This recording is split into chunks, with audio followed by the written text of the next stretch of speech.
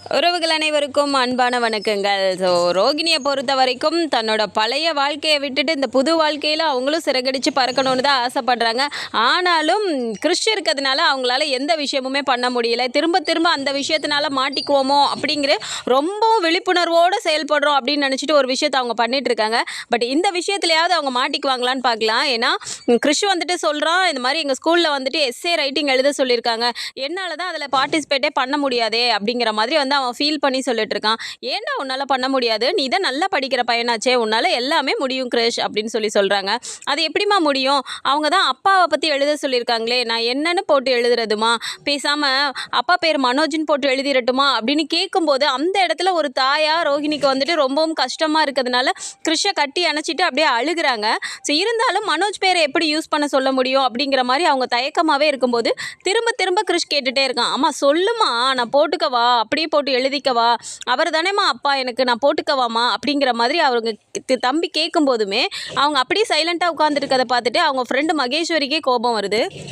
என்ன ரோகிணி நீ, அவன் தான் இவ்வளோதான் கேட்டுட்ருக்கான்ல, பேரை போட்டு எழுதுறது தானே, அதெல்லாமா பார்த்துட்டு இருக்க போகிறாங்க, சரின்னு தான் சொல்ல அப்படிங்கிறாங்க.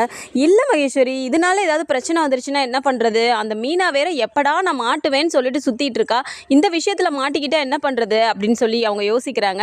அதெல்லாம் ஒன்றும் ஆகாதுடி, அவன் ஸ்கூலுக்கு போயிட்டு இந்த காம்படிஷனு புக்கு நோட்டு இதெல்லாம் அவள் போய் தேடி ஆராய்ஞ்சு பார்த்துட்டு இருக்க போகிறா, அதெல்லாம் ஒன்றும் தெரியாது, குழந்தை கேட்குறான்ல சரின்னு தான் சொல்ல அப்படிங்கிறாங்க. சரி நான் அவங்களும் சிரிச்சுக்கிட்டே அம்மா ப்ளீஸ்மா ப்ளீஸ்மா அப்படின்னு கிறிஷ் கேட்குறதுக்காக சரி ஓகே கிறிஷ் நீங்கள் போட்டு எழுதிக்கோ சரியா அப்படின்னு சொல்லும்போது ஓகேம்மா, அப்போ நான் வந்துட்டு மனோஜ்னு பேரை போட்டு அப்பா பேரை போட்டுட்டு அப்பாவோட பிஸ்னஸ்லாம் சொல்லணும்ல, அப்போ வந்து இந்த மாதிரியே பண்ணுறாங்கன்னு நான் எல்லாமே எழுதிடுறேம்மா அப்படின்னோடனே ஓகே கிறிஷ் பண்ணிக்கோ அப்படின்னு சொல்லிட்டு அவங்களும் பெர்மிஷன் கொடுத்துட்றாங்க. ஸோ ஸ்கூல்லேயும் அந்த மாதிரி எஸ்ஏ ரைட்டிங் வரும்போது அவன் ரொம்பவும் அழகாக எழுதியிருந்தது, மற்ற குழந்தைங்களை விட இவன் எழுதியிருந்தது தான் நல்லா இருக்குது அப்படிங்கிறதுனால அவனுக்கு வந்து ரொம்பவும் பாராட்டி ப்ரைஸ் எல்லாம் கொடுக்குறாங்க. ஸோ அதையும் ரொம்ப ஹாப்பியாக வந்து சொல்கிறான், அம்மா இங்கே பார்த்தியா எனக்கு தான்மா ஃபஸ்ட் ப்ரைஸ் கிடச்சிருக்கு, நான் எழுதின எஸ்ஏ ரைட்டிங் தான் நல்லா இருக்குன்னு சொன்னாங்கம்மா அப்படின்னு ஹாப்பியெல்லாம் சொல்லும்போது ரோஹிணிக்கும் ஓரளவு சந்தோஷமாக தான் இருக்குது. ஓகே கிறிஷ், பட் இதை வந்து வெளியிலலாம் யார்கிட்டையும் சொல்லிடக்கூடாது சரியா, பத்திரமா வச்சுக்கோ, இங்கேயே வச்சுக்கோ சரியா அப்படிங்கிற மாதிரி சொல்கிறாங்க. சரிம்மா அப்படின்னு சொல்லிட்டு இருக்கான். அடுத்ததாக அந்த சைடு வந்துட்டு மீனா வந்துட்டு எல்லா கடையிலையும் பூ கொடுத்துட்டு அந்த வழியாக வந்துட்டு இருக்கும்போது கிறிஷ் அவங்க ஃப்ரெண்ட்ஸ் எல்லாருமே அங்கே நின்றுட்டு இருக்கதை பார்க்குறாங்க. ஸோ ஸ்கூல் பக்கத்தில் தானே போயிட்டுருக்கோம் அப்படின்னு சொல்லிட்டு பார்க்கலாமான்னு யோசிச்சுட்டே போகும்போது அங்கே கிறிஷே நின்றுட்டு இருக்கதை பார்த்துட்டு இவங்களாவே போய் பேசுகிறாங்க. ஹே கிறிஷ் நல்லா இருக்கியா, சாப்பிட்டியா, என்னப்பா இங்கே நின்றுட்டுருக்க அப்படின்னு சொல்லும்போது ஒன்றும் இல்லை ஆண்டி, சும்மா தான் ஃப்ரெண்டுங்க கூட நின்றுட்டுருக்கேன் அப்படின்னு சொல்லி அவன் சொல்கிறான். ஓகே சாப்பிட்டில்ல, என்ன சாப்பிட்ட, வரியா ஏதாவது ஸ்நாக்ஸ் வாங்கி தரவா அப்படின்னு கேட்குறாங்க. வேணாம் ஆண்டி, நான் எல்லாமே சாப்பிட்டேன், கொண்டு வந்ததே நான் சாப்பிட்டேன் ஆண்டி போதும் அப்படின்னு சொல்லும்போது அவன் ஃப்ரெண்டு இருந்துட்டு சொல்கிறான், ஏய் கிறிஷ் சூப்பர்டா, நீ ட்ரீட்டே என்ன கொடுக்கல பார்த்தியா, அந்த ஆன்ட்டி தான் கூப்பிடுறாங்கல்ல, அப்படியே கூட்டிகிட்டு போய் எங்களுக்கு ட்ரீட் வைடா அப்படின்னு சொல்லி பேசிக்கிறானுங்க. ட்ரீட்டா, என்ன விஷயம் கிறிஸ், எதுக்காக ட்ரீட் எல்லாம் கேட்குறாங்க அப்படின்னு சொல்லி கேட்குறாங்க. அது உங்களுக்கு தெரியாத ஆண்டி, அவன் எஸ்ஏ ரைட்டிங்கில் சூப்பராக எழுதுனான் தெரியுமா, அவன் தான் ப்ரைஸ் வாங்கியிருக்கான், அதுக்காக தான் ட்ரீட் கேட்டுட்ருக்கோம் அப்படிங்கிறாங்க. ஓ அப்படியா கிறிஷ், வெரி குட், நீ ட்ரீட் கொடுக்குற அளவுக்கு நீ நல்லா இது பண்ணிட்ட போல இருக்கே, என்னப்பா எழுதுன, சூப்பர் இங்கே காட்டு ஆன்ட்டிக்கிட்ட அப்படிங்கிறாங்க. ஸோ இந்த இடத்துல கிறிஷ் திருன்னு முழிக்கிறான். ஏன்னா ஏற்கனவே ரோஹிணி சொல்லியிருக்காங்க யார்கிட்டையும் சொல்லக்கூடாது, குறிப்பாக மீனா கிட்டே எதுவுமே சொல்லக்கூடாதுங்கிற மாதிரி. ஸோ என்ன சொல்கிறதுன்னு தெரியாமல் இல்லை ஆண்டி அது வந்து அப்படின்னு அவன் இழுத்துட்டே இருக்கான். அப்போ உடனே அவன் ஃப்ரெண்டு இருந்துட்டு டே பேக்கில் தானடா வச்சிருக்க, இருடா நான் எடுத்து காட்டுறேன் அப்படின்னு சொல்லிட்டு அவன் டக்குன்னு எடுத்து காட்டிடுறான். ஸோ அதை பார்க்கும்போது மனோஜ்னு பேர் போட்டு அதில் வந்துட்டு ப்ரொஃபஷனலாக இதெல்லாம் போட்டு அவன் எழுதியிருக்கதை பார்த்தோன்னே மீனாவுக்குமே ஷாக் ஆகுது. என்ன மனோஜ் பேரை போட்டிருக்கான், சரி பேர் தான் ஏதாவது ஒரு பேராக இருக்கும்னு பார்த்தா ப்ரொஃபஷனில் வந்துட்டு இந்த மாதிரிலாம் போட்டு அப்பா இந்த மாதிரி தான் பண்ணிகிட்ருக்காருன்னு மனோஜ் எப்படி இருக்காரோ அதையே இவன் போட்டு எழுதியிருக்கானே, எனக்கு நினச்சேன், நான் என்னோட சந்தேகம் கரெக்டாக போச்சு, இது வந்து மனோஜுக்கும் ஜீவாவுக்கும் பிறந்த குழந்தை தான் போல இருக்குது, அதனால தான் வந்துட்டு இவன் இப்படி இருக்கான் போல இருக்குது அப்படின்னு சொல்லிட்டு இதை முதல்ல நம்ம போயிட்டு அவர்கிட்ட சொல்லணும் அப்படின்னு சொல்லிட்டு ஃபோன் பண்ணுறாங்க. உடனே அவரும் வந்து கார் ஷெட்டில் நின்றுட்டுருக்காரு. சொல்லுமீனா அப்படின்றாங்க. ஏங்க ஒரு முக்கியமான விஷயம் கிறிஷை பற்றி பேசணுங்க அப்படிங்கிறாங்க. கிறிஷை பற்றியா, என்ன விஷயம் அப்படிங்கிறாங்க. நீங்கள் வீட்டுக்கு வாங்கலை, மதியானம் லஞ்சுக்கு வருவீங்கள்ல, நீங்களும் வந்துடுங்க, நான் வரேன், உங்ககிட்ட முக்கியமான விஷயம் பேசணும் அப்படின்னு சொல்லிட்டு வீட்டுக்கு வந்துடுறாங்க. ஸோ வீட்டுக்கு வந்த உடனே எல்லா விஷயத்தையும் நடந்தது எல்லாத்தையுமே முத்துக்கிட்ட சொல்கிறாங்க. இப்போ உடனே முத்துக்குமே சந்தேகம் வருது.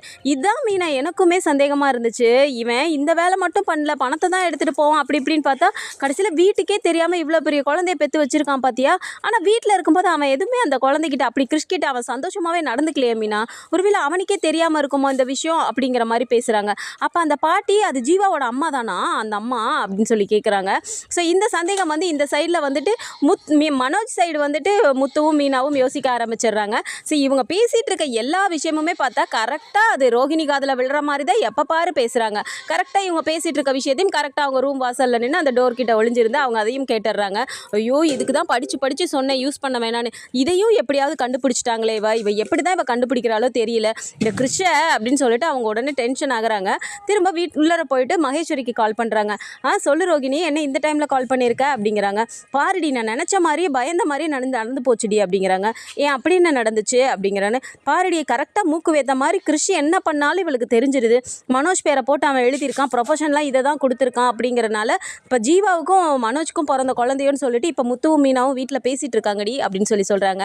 உடனே மகேஸ்வரி சொல்கிறாங்க, ஏய் இதில் கூட உன் பேர் அடிப்படல, அப்புறம் என்னடி உனக்கு பிரச்சனை, ஜீவாவை தானே சொல்லிட்டு இருக்காங்க விடு அப்படின்னோடனே, ஏய் மனோஜ் பேரை சொல்லிட்டு இருக்காங்களேடி, அவருக்கு உடனே அவர் ஏதாவது சொல்ல மாட்டாரம்மா, மனோஜ் ஏதாவது சொல்லிட்டு என்னடி பண்ணுறது அப்படிங்கிறாங்க. மனோஜ் அதை சமாளிச்சுக்குவார் ரோகிணி.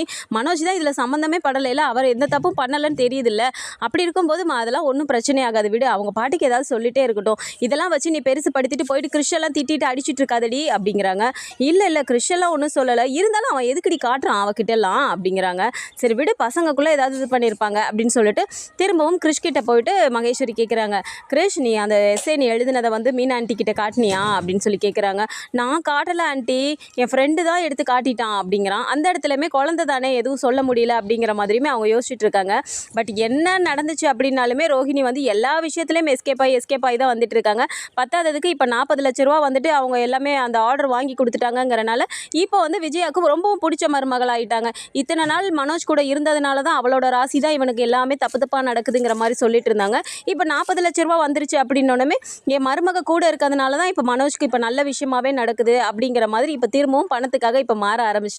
ஸோ இந்த இடத்துல வந்துட்டு விஜயாவை ஏமாத்துறதுக்காக இவங்க என்னென்னலாம் ஃப்ராடுத்தனம் பண்ண போகிறாங்க, அண்ட் இதையும் தாண்டி அவங்க எப்போ தான் மாட்டுவாங்க அப்படிங்கிறதும் ஒரு கேள்விக்குறியாகவே தான் இதை பொழுது போயிட்டுருக்கு. ஆனாலும் இதை சும்மா விட மாட்டோம் அப்படிங்கிற மாதிரி ஏதோ ஒரு மர்மம் இருக்குங்கிற மாதிரி ஒரு சிஐடி வேலை எல்லாமே வந்துட்டு முத்துவும் மீனாவும் பண்ணுறதோடு சேர்ந்துட்டு இப்போ ஸ்ருதியும் அவங்க கூட ஜாயின் பண்ணியிருக்காங்க. ஸோ பொறுத்திருந்து பார்க்கலாம் எப்போ சீக்கிரம் அவங்க மாட்ட போகிறாங்க அப்படிங்கிறத. பட் இந்த வீக் ஃபுல்லாகவே வந்துட்டு கிறிஷை வச்சு இந்த மாதிரியான ஒரு பிளான் தான் போக போகுது அப்படிங்கிறது வந்த ப்ரொமோ வந்து தெரிஞ்சிருக்கு இல்லையா. ஸோ இந்த ப்ரொடக்ஷன் உங்களுக்கு பிடிச்சிருக்கு அப்படின்னா வீடியோக்கு சின்னதாக லைக்கை மட்டும் கொடுத்துருங்க. இதை பற்றின மோர் அப்டேட்ஸ் தெரிஞ்சுக்கிறதுக்கு நம்மளோட சேனலையும் சப்ஸ்கிரைப் பண்ணிக்கோங்க. தேங்க்ஸ் ஃபார் வாட்சிங்.